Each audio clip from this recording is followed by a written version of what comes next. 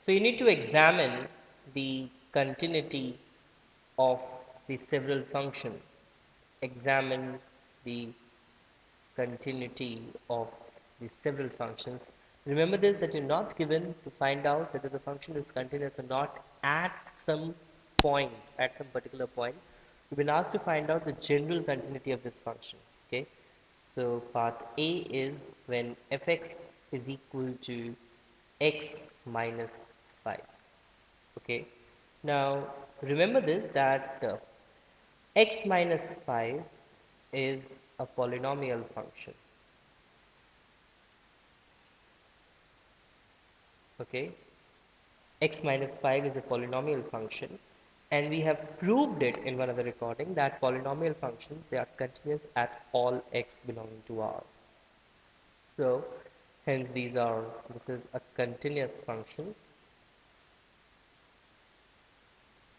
at x belonging to R. Okay, see, you guys need to develop that attitude of using a lot of theorems in order to prove your questions. Okay, um, as far as possible, try to prove it more rigorously. Okay, that is, try to use certain theorems in order to prove your questions if you can. Okay, and I'll be glad in case if you have any other or better way of solving any question, then please make a comment and try to solve it. Okay, I may be giving you a very detailed kind of a solution. Okay, but there are definite short solutions for each and every question. So kindly do that as well. Okay, and let us know in case if you have a better solution. So it is fx is equal to 1 upon x minus 5. Okay, now if this is a function, okay, well, we have to look that this function is not defined at x equals to 5. Why? Because at x equals to 5, this will become 1 upon 0. This is an indeterminate form. And since this is not defined, hence this would imply that f is not a continuous function. Because this is not defined in its range. I mean, sorry, in its domain. Okay, this is not a continuous function. So this is not a continuous function.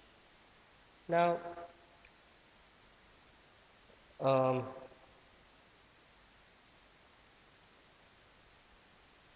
well, this is of course not continuous function at x equals to 5. I'm sorry. So this is not a continuous function at x equals to 5.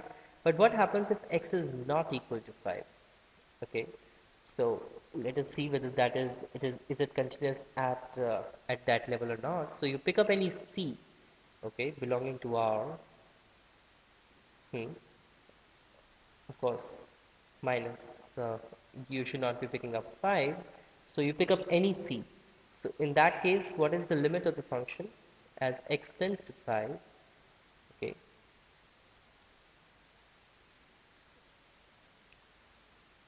not 5, I'm sorry, c, as x tends to c, because you have picked up c. Okay, that is 1 upon x minus 5, which is 1 upon c minus 5. Fine. And what is the value of the function at c? It is 1 upon c minus 5.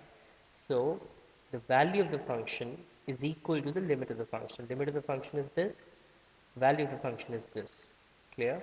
So you can say this, that f is a continuous function.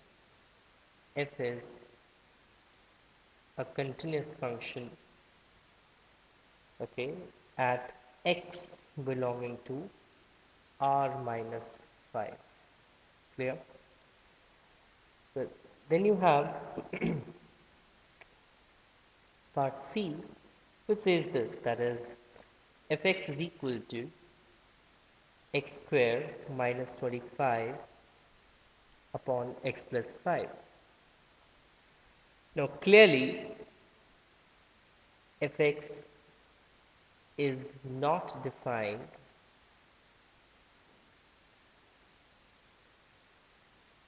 at x equals to 5. it is not defined at x equals to minus 5. Okay, because in case if it becomes minus 5, the denominator would be 0 and the fraction would be not defined.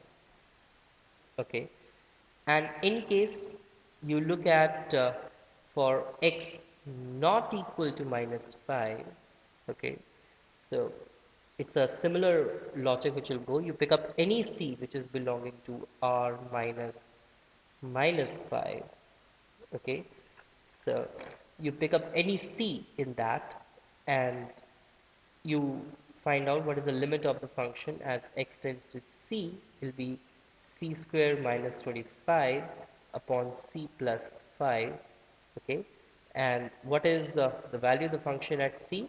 You just substitute c in place of x, you'll be getting c square minus 25 upon c plus 5. So limit of the function as x tends to c is equal to the value of the function. So you can say this, that f is a continuous function. F is a continuous function at x belonging to r minus 5. Clear? Thanks.